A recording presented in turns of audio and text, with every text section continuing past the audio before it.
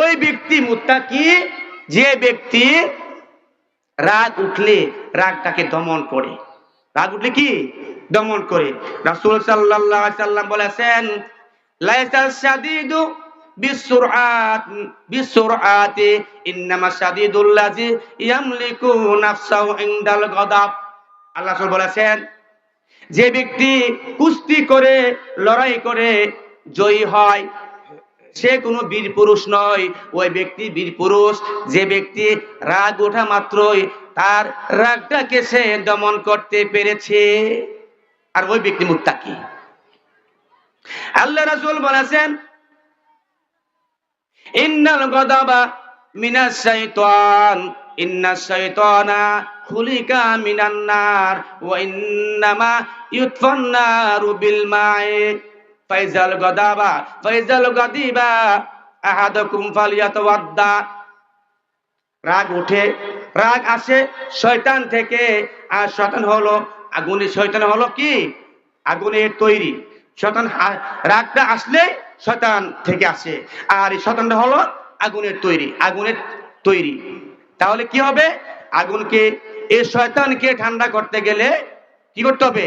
পানি দিয়ে ঠান্ডা করতে হবে। যদি তোমাদের কারো রাগ উঠে তোমরা উজু করে নিও। কি করে নিও? উজু করে নিও। উজু করার পরে তোমাদের ইনশাআল্লাহ রাগ ঠান্ডা হয়ে যাবে। গেল।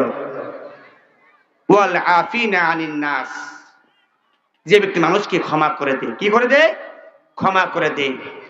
আল্লাহ নবী রাহমাতুল লিল আলামিন তায়েফের ময়দানে ইসলাম প্রচার করতে গিয়ে কাফেরদের পাথরের আঘাতে রক্তাক্ত হয়ে গেছে, মাথা মোবারক থেকে পা মোবারক পর্যন্ত রক্তাক্ত হয়ে গেছে। তবে আমার নবী জাতি গোষ্ঠীকে বদদুয়া দেন নাই। কি করেন নাই? বদদুয়া দেন নাই। কি করেছেন? হেদায়েতের দোয়া করেছেন। আল্লাহ রাসূল বলেছেন, আল্লাহুম্মা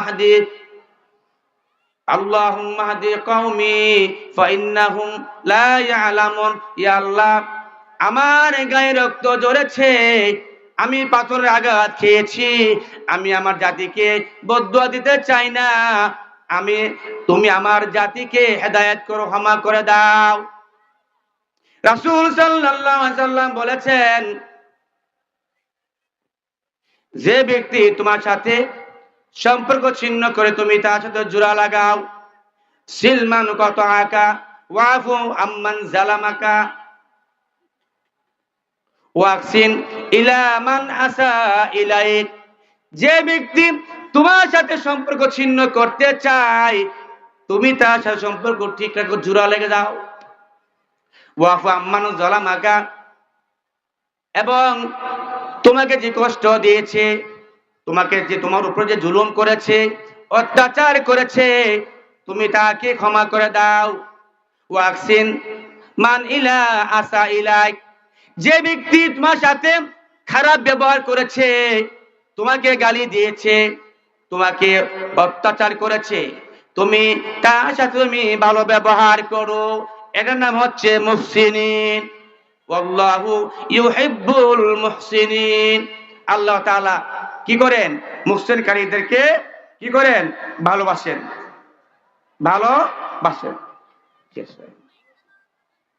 এখন মুহসিনকারী কয়, এই যেতগুলা গুণের কথা বললাম, এর নাম হচ্ছে কি? মুহসিন। এখন হযরত ওমর ইবনে খাত্তাব রাদিয়াল্লাহু তাআলা আনহু থেকে বর্ণিত, তিনি বলেন, হযরত জিবরাইল আমিন রাসূলুল্লাহ সাল্লাল্লাহু আলাইহি ওয়াসাল্লামের কাছে এসে বলেন, ইয়া রাসূলুল্লাহ, ইহসান কাকে বলা হয়? কি বলা হয়? ইহসান কাকে বলা হয়? আমি জানতে চাই, আমাকে বলুন। রাসূলুল্লাহ সাল্লাল্লাহু আলাইহি ওয়াসাল্লাম বলেছেন, বুখারী শরীফের হাদিস, আনতা আবুদাল্লাহ কাআন্নাকা তারাহু ফাইন লাম তাকুন তারাহু ফাইন্নাহু ইয়ারাক। আল্লাহু আকবার। আনতা আবুদাল্লাহ কাআন্নাকু, তুমি এমন ভাবে আল্লাহর ইবাদত করবে তুমি এমন ভাবে ইবাদত করবে যেন তুমি কি আল্লাহকে দেখতেছো। ফাইল্লাম তা কি বলতেছেন যে আনতাবুদাল্লাহ কাআন্নাকা তারাহু, তুমি যে তাকে আল্লাহকে দেখতেছো। ফাইল্লাম তাকুন তারাহু, যদি তুমি আল্লাহকে দেখতে না পাও তুমি কি করবে? তুমি তোমার স্মরণ রাখতে হবে, তুমি স্মরণ রাখতে হবে, মনে রাখতে হবে যে ফাইন্নাহু ইয়ারাক, ফাইন্নাহু ইয়ারাক, যে অবশ্যই আল্লাহ তোমাকে দেখতেছেন। এর নাম হচ্ছে ইহসান। এর নাম কি? ইহসান। এই জন্যই আমরা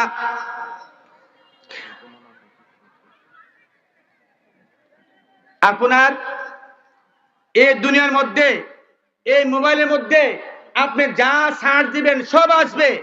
কি আসবে? যা সার্চ দিবেন সব আসবে, কিন্তু একটা জিনিস আসবে না, জান্নাত যাওয়ার পথ। কি আসবে না? জান্নাতে যাওয়ার পথ আসবে না। এই জন্যই আল্লাহ তাআলা সূরা আল ইমরানের 104 নম্বর আয়াত 3 নম্বর আয়াতে বলে দিয়েছেন, ওয়া'তাসিমু বিহাবলিল্লাহি জামিআন ওয়া লা তাফাররাকু। আল্লাহ বলছেন তোমরা একতাবদ্ধ হয়ে তোমরা আল্লাহর রজ্জুকে আঁকড়ে ধরো, তোমরা বিচ্ছিন্ন হয়েও না। এখন আল্লাহর রজ্জু কি? আল্লাহর রজ্জু কি? আল কোরআন। এটা ব্যাখ্যা করতেছেন আমার নবী, আল কোরআনু ওয়া হাবলুল্লাহিল মামদুদ মিনাস সামাই ইলাল আরদ। আল্লাহু আকবার। এটা হচ্ছে হাবল মানে রশি, দড়ি। এটা হচ্ছে কোরআন। আল কোরআনু ওয়া হাবলুল্লাহ, এই কোরআন হচ্ছে আল্লাহর রশি, মিনাস সামায়ে ইলাল আরদে, এই রশিটা আসমান থেকে জমিন পর্যন্ত লম্বা করে দেওয়া হয়েছে। আল্লাহ বলেন যারা এই কোরআনের বিধিবিধান মানবে, আইন মানবে, পালন করবে, তারাই ধরলে আল্লাহ তাআলা টান দিয়ে জান্নাতে নিয়ে যাবেন। জান্নাত হচ্ছে 7 আসমান তবক, 7 তবক আসমান উপরে জান্নাত, আর জাহান্নাম হচ্ছে 7 তবক জমিনের নিচে।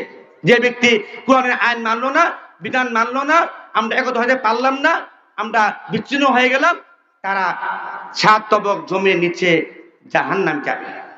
নাউজুবিল্লাহ মিন যালিক।